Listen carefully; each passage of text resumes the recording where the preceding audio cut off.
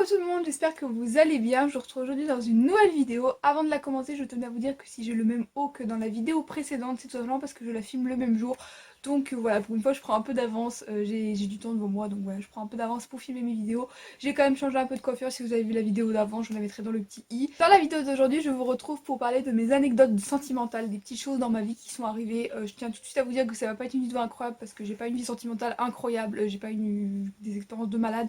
J'ai que 18 ans donc forcément j'ai jamais vécu des trucs incroyables.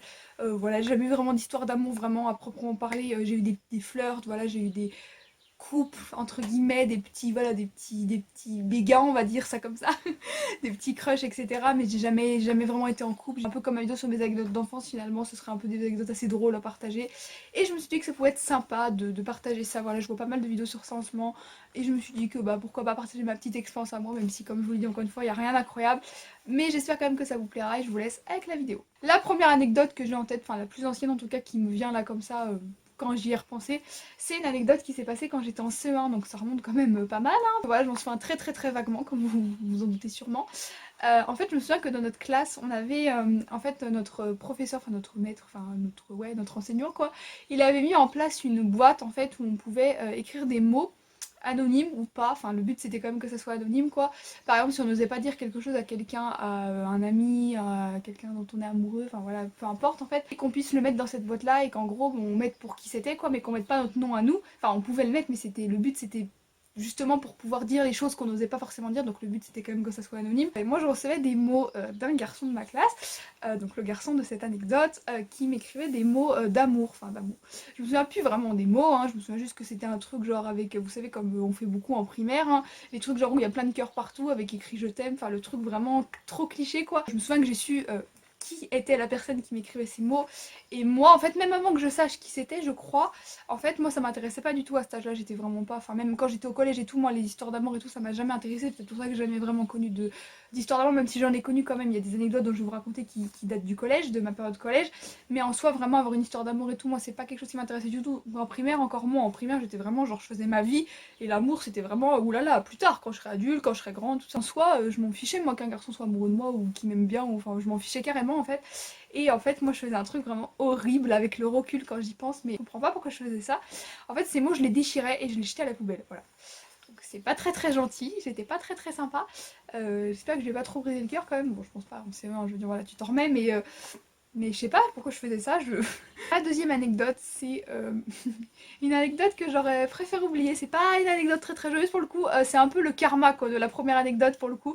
C'est un peu le karma que je me suis repris dans la figure après quoi. J'étais en cinquième et il y avait un garçon de ma classe, je suis tombée amoureuse de lui. Alors, amoureuse, pour moi c'était la première personne dont qui je suis tombée amoureuse, mais avec le recul j'étais pas amoureuse de lui, j'étais juste, c'était un crush quoi, j'avais un crush sur lui. Et en fait, ce garçon, donc il était dans ma classe en 6ème, et en 5ème, il était plus dans ma classe.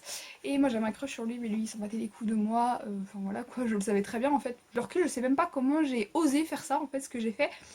Je lui ai envoyé un message sur Facebook, alors je lui ai pas dit, en fait je lui ai dit clairement, enfin je lui ai pas dit ce que je ressentais, mais je lui ai demandé clairement de sortir avec moi en fait. Donc je lui ai pas demandé en face non plus parce que j'aurais jamais osé, hein, même à l'heure actuelle d'ailleurs, j'aurais eu beaucoup de mal.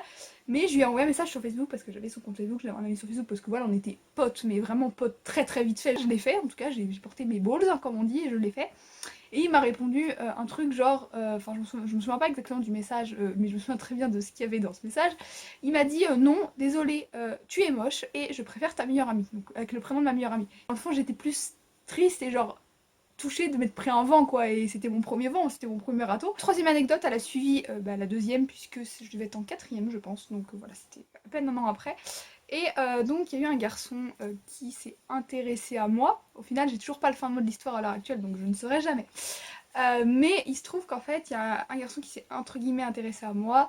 Qui m'a demandé si je voulais sortir avec lui, tout ça, on se parlait vite fait. Des gens qui m'avaient dit que en gros c'était sûrement un pari ou quelque chose comme ça, ou genre un truc en mode il me demande et en fait je vais dire oui, puis en fait il me dit ah non en fait c'était une blague, ou tu vois un truc comme ça. Et du coup bah, ça fait que je savais pas trop quoi faire, et en fait j'étais un peu dans ce mode, alors à l'heure actuelle. Quand j'y repense, c'est ridicule, mais je pense qu'il y a beaucoup d'adolescents qui vivent ça quand t'as jamais trop vécu d'histoire d'amour et tout. J'étais un peu dans ce truc, en fait je l'aimais pas du tout ce garçon. J'étais pas, enfin je l'aimais pas du tout, je l'aimais en tant qu'ami, enfin même pas en tant qu'ami, en tant que pote et c'est tout quoi. Mais voilà, je me serais jamais vu sortir avec lui, je me serais jamais vu l'embrasser, etc. Enfin non, jamais, jamais. En adolescent, en tout cas moi c'était mon cas, t'es un peu dans ce truc genre ouais mais si je suis en couple avec lui, genre je vais paraître bien devant les autres parce que ah elle est en couple et tout, nanana, voilà tu vas paraître bien et tout. Donc j'hésitais vraiment à lui dire oui en fait juste pour ce côté, ah je vais connaître l'histoire d'amour et je vais être en couple, alors qu'en soi c'est totalement ridicule parce que bah connaître l'histoire d'amour c'est bien mais si t'es pas amoureux de la personne, si tu t'en fous de la personne, ça sert à rien quoi. Je me souviens de la scène encore et tout, genre on était au collège et il m'a emmené dans un petit coin, enfin un petit coin un peu isolé entre guillemets, un petit truc un peu voilà, tu vas pas dire ça devant tout le monde quoi. Et il m'a demandé justement, bah est-ce que tu veux sortir avec moi? Et je me souviens qu'à un moment donné, ça a duré peut-être, je sais pas combien de temps, ça a duré peut-être une semaine ou deux. On se croisait dans les couloirs, dans la cour et tout, il me demandait toujours. J'essayais de l'éviter parce que je savais qu'il allait me demander. Et moi j'étais là genre, mais je sais pas encore, laisse-moi du temps, tu vois. Et je lui ai dit, bah non, désolé, je veux pas quoi. Et du coup, il avait l'air un peu vexé, donc il est parti.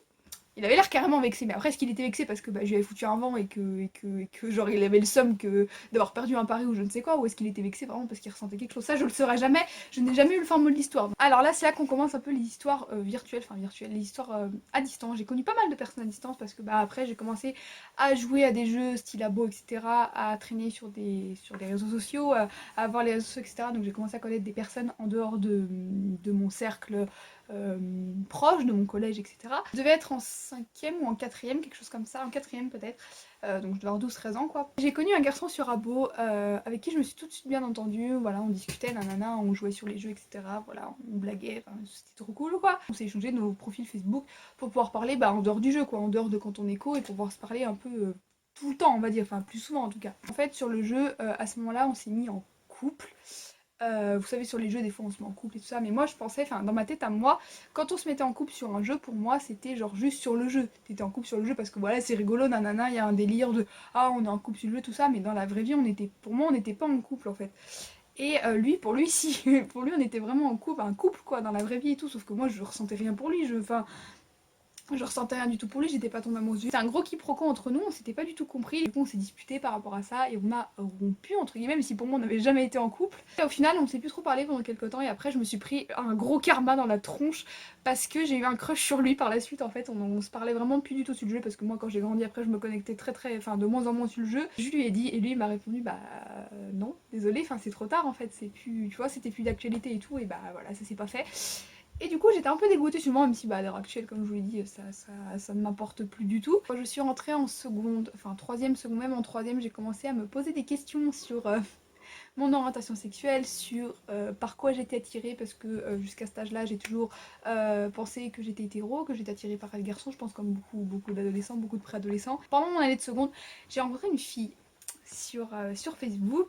Cette fille est venue me parler et on s'est tout de suite bien entendu et bah, je suis clairement tombée en crush sur elle. Cette relation est devenue vraiment très toxique. Enfin, moi je la voyais très toxique. Elle n'était pas énormément toxique, c'est pas elle qui était toxique, c'était notre relation qui était toxique.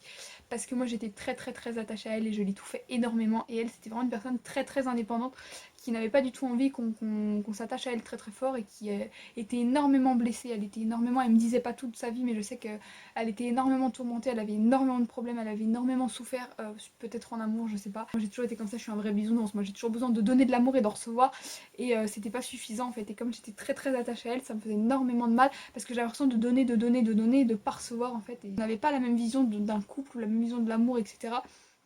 Et peut-être qu'elle était pas prête, peut-être que moi non plus, je sais pas. Et du coup, ça fait que c'était pas possible quoi.